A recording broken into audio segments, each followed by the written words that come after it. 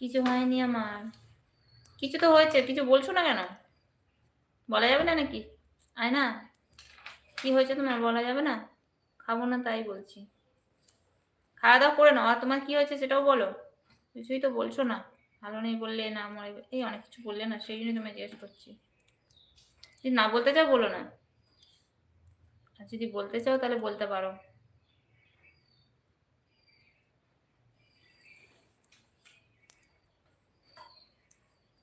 আমি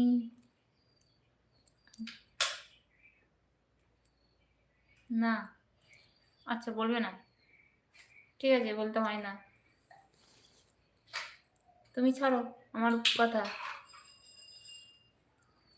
আমি ছেড়ে দেবো তোমার কথা?